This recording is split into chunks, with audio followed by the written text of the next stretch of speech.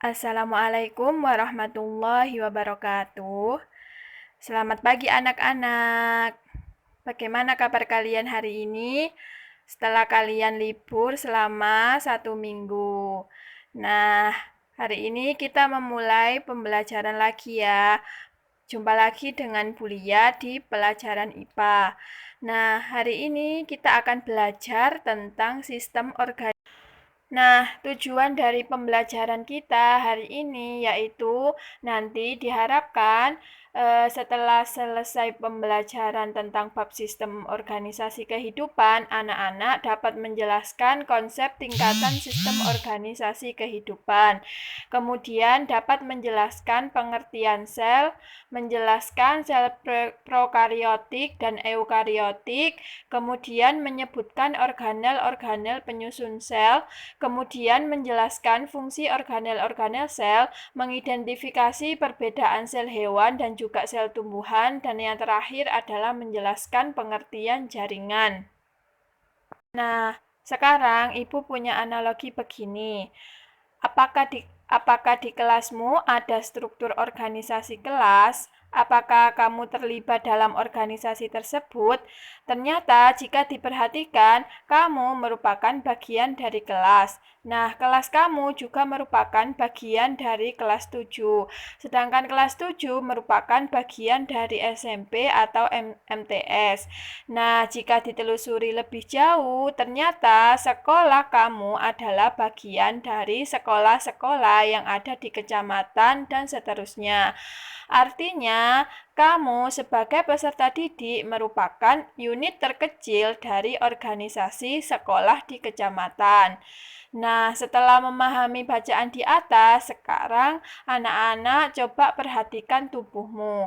Apakah tubuhmu memiliki unit-unit penyusun? Untuk memahami hal tersebut, pada bab ini kita akan mempelajari unit-unit penyusun tubuhmu. Kamu akan mempelajari mulai dari unit terkecil sampai membentuk tubuhmu dan alam di sekitarmu.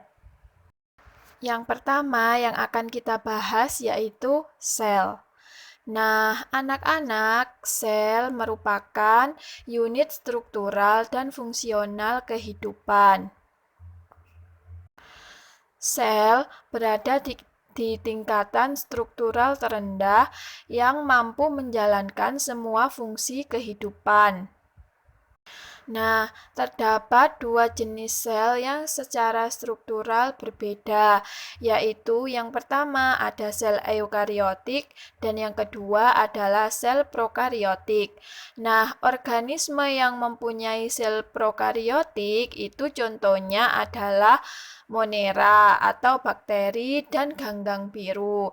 Sedangkan organisme yang termasuk ke dalam sel eukariotik itu ada protista, kemudian ada jamur, ada tumbuhan, dan juga hewan. Nah, dari kedua gambar ini adalah contoh dari penampakan sel prokariotik dan juga sel eukariotik. Nah, di sini anak-anak dapat melihat bahwa sel prokariotik itu mempunyai nukleus atau yang disebut dengan inti sel. Tetapi inti sel tersebut tidak diselubungi oleh membran inti. Sedangkan untuk sel eukariotik merupakan sel yang mempunyai inti sel dan inti sel tersebut dibungkus oleh membran inti. Nah, anak-anak, untuk sel prokariotik itu strukturnya lebih sederhana daripada struktur dari sel eukariotik. Mengapa? Karena pada sel prokariotik itu tidak memiliki organel-organel sel yang terbungkus oleh membran. Sedangkan untuk sel eukariotik itu tersusun atas organel-organel yang terbungkus oleh membran. Ada membran plasma, kemudian ada sitoplasma yang terdiri atas organel-organel sel, kemudian ada nukleus atau inti sel. Nah, sekarang coba kita kenali satu persatu penyusun dari sel eukariotik. Yang pertama yaitu ada membran plasma. Membran plasma merupakan bagian luar sel yang memisahkan sel dari lingkungan sekitar, khusus untuk sel hewan. Sedangkan sel tumbuhan masih terdapat lapisan yang paling luar, yaitu dinding sel yang kaku. Nah, membran plasma berfungsi untuk pertukaran zat antara sitoplasma dan larutan di luar sel. Nah, komposisi penyusun dari membran plasma ada protein dan juga lemak. Kemudian yaitu yang kedua ada sitoplasma. Nah, apa sih Bu sitoplasma itu? Nah, sitoplasma merupakan zat yang terdapat di antara inti sel dan juga membran plasma. Sitoplasma terdiri atas berbagai organel yang berperan aktif dalam proses metabolisme.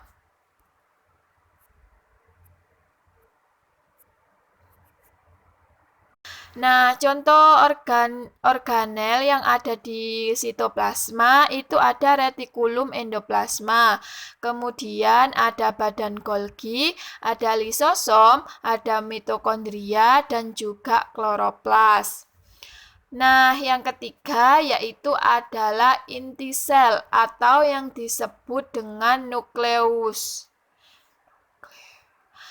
Nukleus merupakan organel berbentuk bulat atau lonjong yang terdapat di tengah atau bagian tepi sel. Nah, inti sel ini berfungsi sebagai pusat pengendali dari kegiatan sel. Nah, seperti yang sudah Ibu jelaskan di slide sebelumnya, bahwa penyusun sel eukariotik itu ada membran plasma, kemudian ada sitoplasma, dan juga ada inti sel. Nah, sitoplasma tersendiri juga tersusun atas berapa organel-organel sel. Nah, di slide ini kita akan membahas tentang satu persatu penyusun dari sitoplasma. Yang pertama yaitu ada retikulum endoplasma atau yang disebut dengan RE. Nah, RE memiliki peran anabolik, dapat mensintesis kolesterol, kemudian ada hormon-hormon, steroid, dan asam-asam empedu. Ada dua jenis RE, yaitu retikulum endoplasma halus dan juga retikulum endoplasma kasar. Kemudian yang kedua yaitu ada badan Golgi. Badan Golgi berfungsi untuk menghasilkan lisosom dan menyimpan protein serta enzim yang akan disekresikan. Kemudian yang ketiga yaitu ada lisosom. Nah, lisosom berfungsi untuk mencerna zat sisa makanan atau zat asing yang masuk ke dalam sel dan mendaur ulang bagian sel yang rusak. Jadi, fungsi dari lisosom ini seperti untuk memperbaiki sel-sel yang rusak. Kemudian ada bakteri atau virus, zat-zat asing yang masuk ke dalam sel. Nah, itu dihancurkan oleh lisosom. Organel penyusun sitoplasma selanjutnya yaitu ada mitokondria. Mitokondria berbentuk bulat lonjong atau bercabang. Nah, fungsi dari mitokondria itu sebagai tempat respirasi karbohidrat yang dapat menghasilkan energi. Kemudian ada ribosom. Nah, ribosom ini bentuknya sangat kecil, terdapat pada sitoplasma secara bebas atau dapat menempel pada retikulum endoplasma. Jadi retikulum endoplasma tadi kan ada dua, ada retikulum endoplasma halus dan juga kasar. Nah, ribosom itu dapat menempel pada retikulum endoplasma. Nah, fungsi dari ribosom ini digunakan untuk sintesis protein. Nah, selanjutnya kita akan membahas tentang bagian-bagian dari inti sel atau yang disebut dengan nukleus. Nah, inti sel itu terdiri dari membran inti. Nah, membran ini memisahkan inti sel dengan sitoplasma. Membran inti berfungsi sebagai tempat keluar masuknya bahan kimia. Kemudian yang kedua ada nukleoplasma. Nah, nukleoplasma itu di dalam nukleoplasma itu terdapat benang-benang kromatin yang dapat membentuk kromosom, sedangkan kromosom berfungsi untuk mengatur aktivitas hidup sel dan sebagai pewarisan sifat-sifat yang diturunkan. Kemudian ada nukleolus. Nah, nukleolus ini berfungsi untuk sintesis protein atau sintesa RNA ribosom. Nah, tadi kan Ibu sudah menjelaskan bahwa yang organisme yang termasuk ke dalam sel eukariotik ada sel tumbuhan dan juga sel hewan.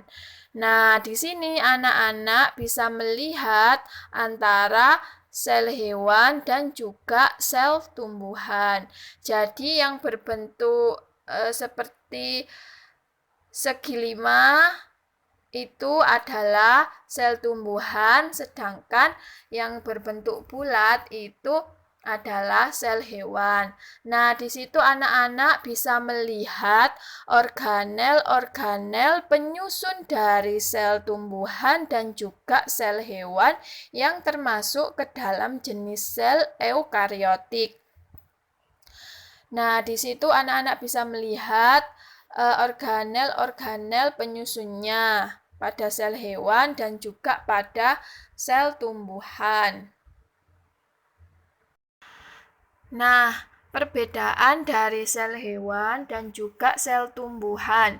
Sel hewan itu lebih kecil dari sel tumbuhan, tidak mempunyai bentuk yang tetap, tidak mempunyai dinding sel dan klorofil, tidak mempunyai vakuola. Walaupun terkadang dari beberapa sel hewan uniseluler itu juga mempunyai vakuola, tetapi tidak besar seperti yang dimiliki oleh sel tumbuhan.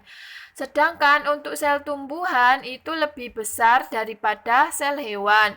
Kemudian mempunyai bentuk yang tetap, mempunyai dinding sel dan juga klorofil, mempunyai vakuola atau rongga sel yang besar.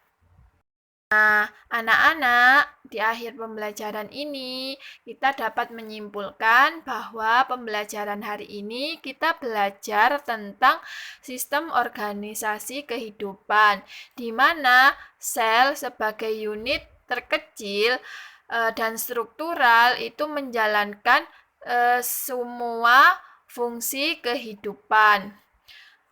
Sel mampu memproses energi, kemudian mampu melakukan regulasi terhadap dirinya sendiri, tumbuh dan juga berkembang.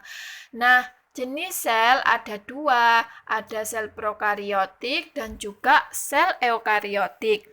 Nah, perbedaan dari sel eukariotik yaitu sel yang memiliki inti sel, di mana inti sel tersebut dibungkus oleh membran inti. Sedangkan untuk sel prokariotik tidak dibungkus oleh membran inti. Kemudian contoh dari organisme yang termasuk ke dalam sel prokariotik itu adalah Monera. Sedangkan organisme yang termasuk ke dalam sel eukariotik itu ada protista, kemudian ada jamur, kemudian ada sel hewan dan juga sel tumbuhan. Nah, sekian pembelajaran kita hari ini. Semoga bermanfaat. Anak-anak harus tetap semangat untuk pembelajaran IPA selanjutnya. Ibu akhiri, Assalamualaikum warahmatullahi wabarakatuh.